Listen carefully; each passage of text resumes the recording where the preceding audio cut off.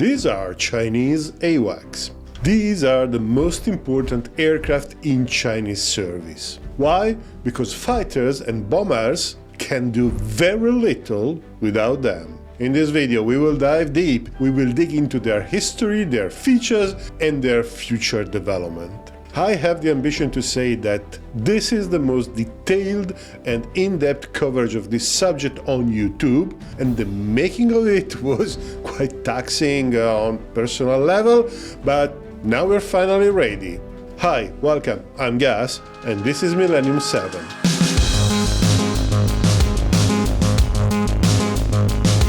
In March 2023, Wang Xiaomo passed away at the age of 84. Largely unknown in the West, he was the father of Chinese radars.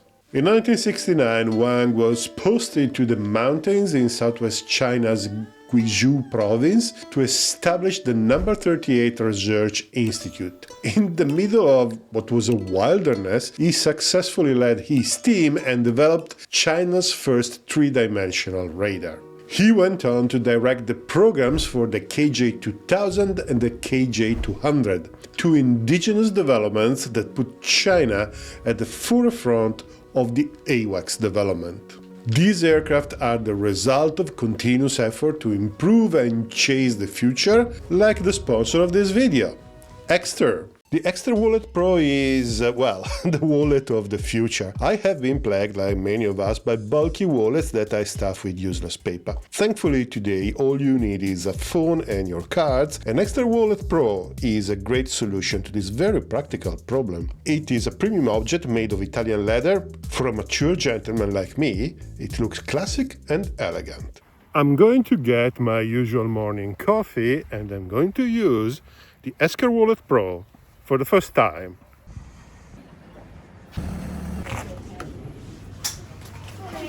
Morning. You care for white? Yes, thank you very much. And I would say the almond croissant. Sure, he's down there. Yep, it worked flawlessly. It is the slimmest leather wallet you can get despite holding up to 14 cards, 7 of them in an ejector rack with an ejector trigger that presents them for quick retrieval.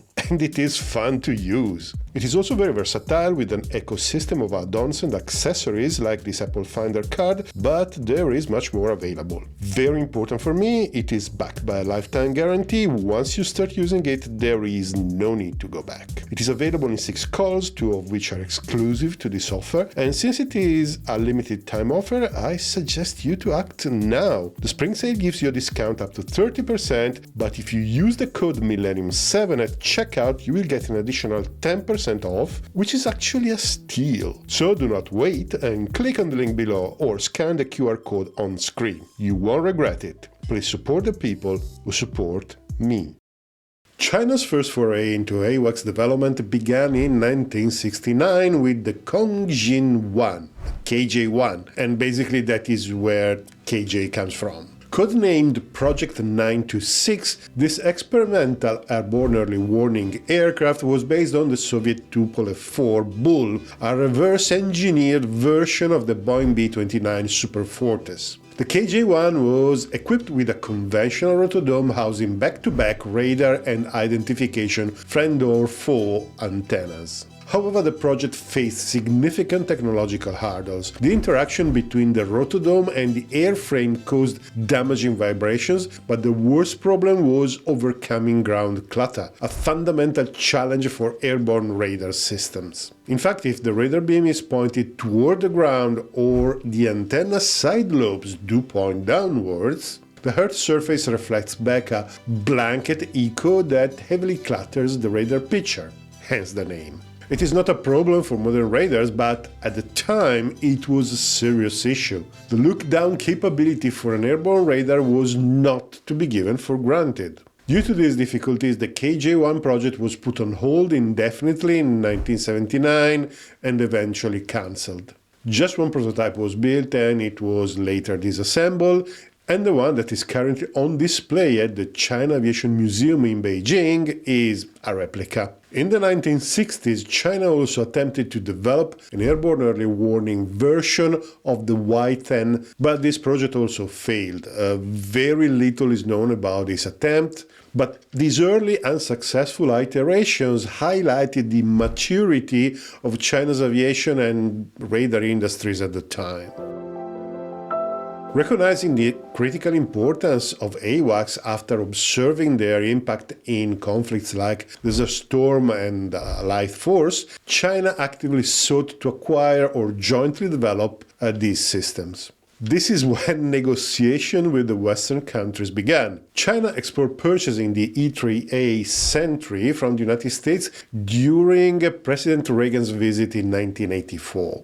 Today, it may seem very strange, but at the time the Soviet Union was still in existence and both the United States and China had an adversarial stance against it. These efforts, though, as you can imagine, were unsuccessful. Negotiations also took place with several Western firms, Westinghouse, Marconi, Thornhemy, Dornier, and so on, to explore the possibility of a joint indigenous development. But these did not yield fruitful outcome, except one. Harbin developed an airborne early warning prototype by installing the Thornhemy Skymaster radar on the Y-12 Turbo Panda. This was a simplified variant of the radar being developed for the Nimrod Airborne Early Warning 3. It was a derivation of the British search water system in use on the Royal Navy Sea King helicopters from 1978 to 2018. Two of these aircraft were built and used for maritime surveillance, but they were not real AWACS, and the platform did not have the internal room, the range, the electrical power, or the endurance to be really effective. However, these radars must have been really liked by China, because they also expressed interest in purchasing directly the British Nimrod Airborne Early Warning 3. But this project was cancelled by the UK in a very British fashion. Faced with limited options, China decided to collaborate with Israel in 1992 for the joint development of an AWACS based on the Russian Ilyushin 76 platform. The system chosen was the ELM 2075 Falcon or Falcon, and it was a good choice. It was, and still is, a very advanced system, very effective. Rather than the rotodome, it uses 4 radomes that can be installed on an airliner or a transport aircraft. 2 along the sides, 1 under the tail, and the characteristic big nose that makes the system instantly recognizable. It seems that it can drive up to 6 arrays, but I couldn't find a specific confirmation. The system in itself is quite bulky, albeit it is based on AESA arrays that give a series of important advantages. Without going too much into the details, we will do another time, AESA arrays give the possibility of updating the tactical situation potentially many times per second, as opposed every few seconds, like it happens with mechanically rotating systems. Moreover, the system came with sophisticated IFF and ESM that were quite important for China in terms of technology acquisition. An official contract was signed in 1996 for one system, and works started on an Ilyushin 76 airframe built in Russia on the same assembly line of the A-50, but delivered with no electronic systems. Once transferred to China, it was made available to the project. Initially, Israel provided a modified Falcon radar with antennas mounted on the aircraft fuselage and nose dome. This configuration, though, could provide only 260 degrees coverage, which was not acceptable for the Chinese. They wanted full 360 coverage, and they suggested a stationary radome on top of the fuselage with phased array planar antenna technology. At some point, though, the United States exerted a very strong pressure on Israel, leading to the cancellation of the deal in 2000. A significant setback for the Chinese ambitions. The work done to integrate the system on the Ilyushin 76 will be later used by India, which currently has 3 of these systems in service, and this is quite an ironic outcome in the light of the recent Sino-Indian frictions.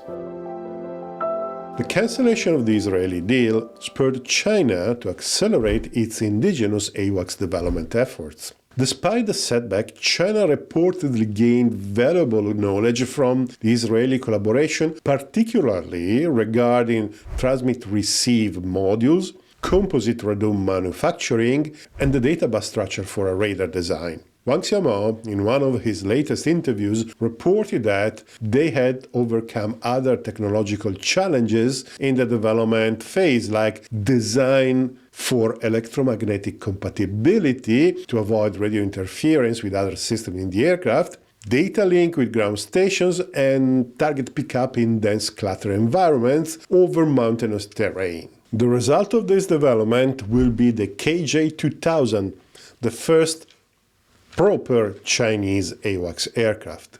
Based on the same Ilyushin 76 airframe where the Falcon was installed, the KJ-2000 prototype made its maiden flight in 2003, and the first serial aircraft entered service in 2007. The contractor was Xi'an Aeronautical Industries. The key technological feature of the KJ-2000 is the Type 88 radar complex. Sorry editing us again. Type 88 is obviously reported by some sources, but it doesn't appear in other lists of Chinese radars.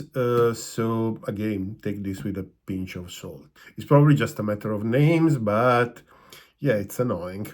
It features a fixed radome housing 3 active electronically scanned array radars arranged in a triangular configuration, each covering 120 degrees to provide a full 360-degree coverage. The AESA technology is considered more advanced than the mechanically rotating radars used in the American E-3 Sentry and the Russian Beriev A-50U. The KJ-2000 systems are an entirely Chinese indigenous design, but they are based on international standards, like, for example, they use an ARINC 429 data bus, which is often found on civilian aircraft, but it is a feasible choice. The aircraft features a crew of 5, and it carries 11 mission members who work on multifunction consoles. It can cruise above 800 km per hour, and it has a decent endurance of about 8 hours. In contrast to the Russian A-50, which it may seem superficially a derivative of,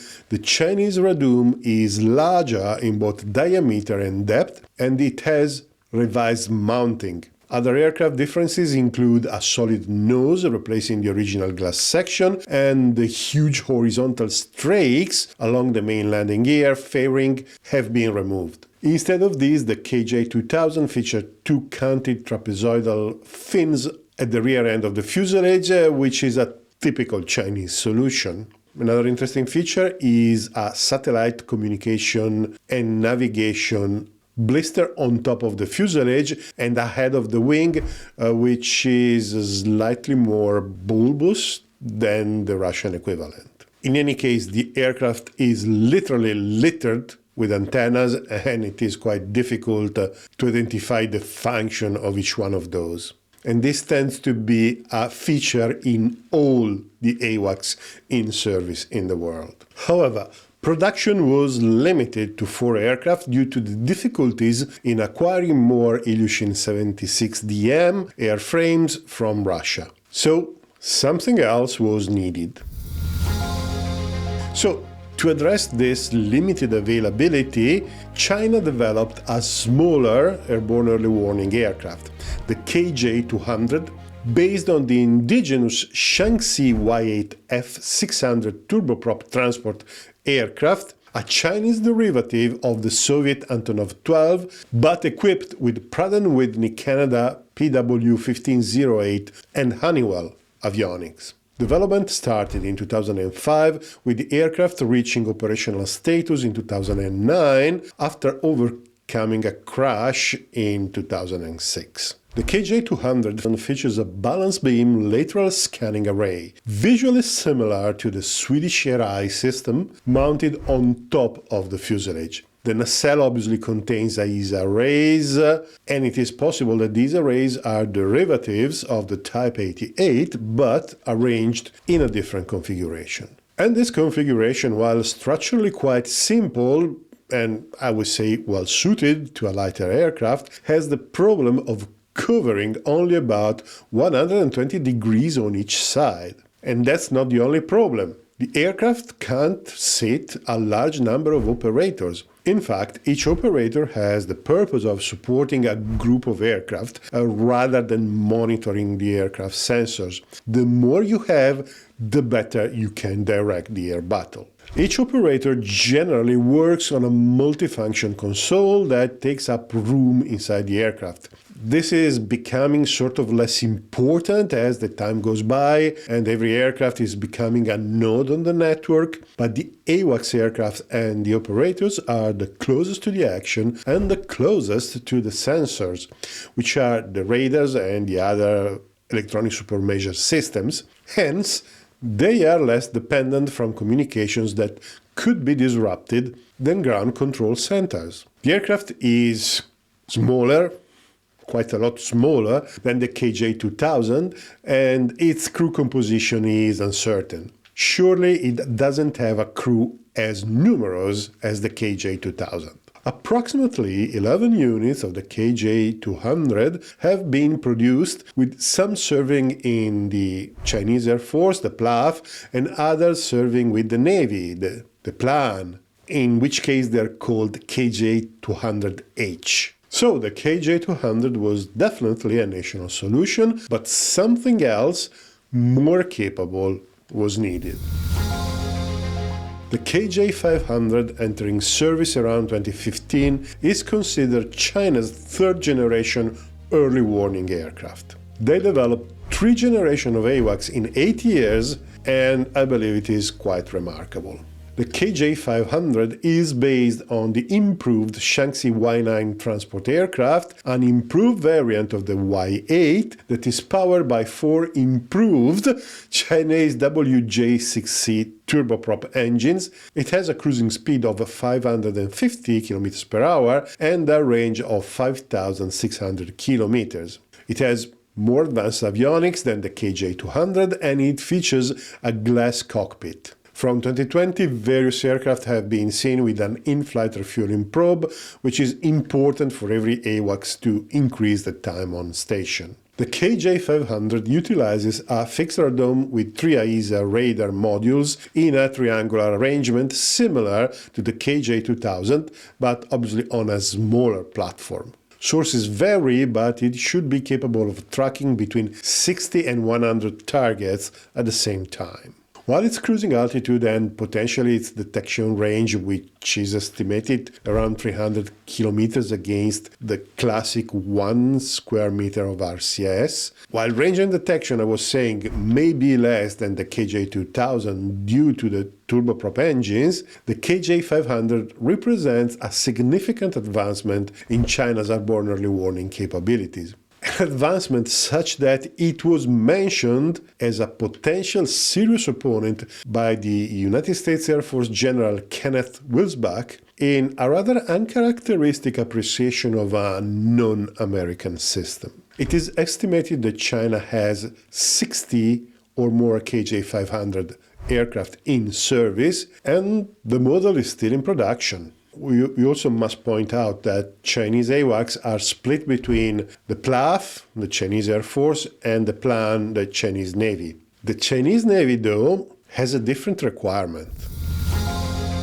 In fact, so far, none of the airborne early warning aircraft we discussed can land or take off from a carrier. The situation is soon going to change, as we will see in a bit, but this role, now, it is covered by helicopters. As an interim solution, China initially purchased the Kamov 31 early warning helicopter from Russia.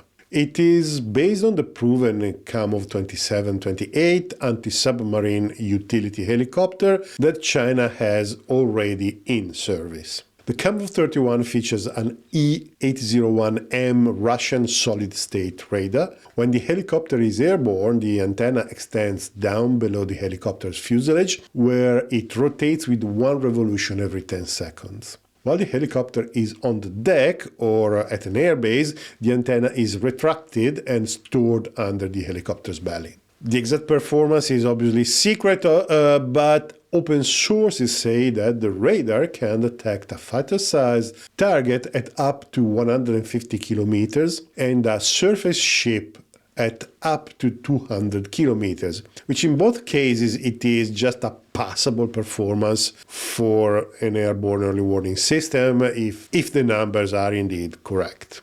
Tracking capability should be 40 simultaneous targets. In planned service, the Kamov 31 has received some updates since 2011. It features an indigenous data link system and it was modified to provide guidance for anti-ship missiles launched from surface ships, allowing over-the-horizon attacks. A pair of radar warning receivers were also installed on the sides of the nose. The future of the planned Kamov 31 is uncertain, with reports that China may retire the anti-submarine variants. However, Kamov 31s have been recently seen during trials on board the Guangxi, one of the 3 Type 75 landing helicopter docks. They're still completely operational. However, since the Kamov 31 was not produced in China, a national solution was required.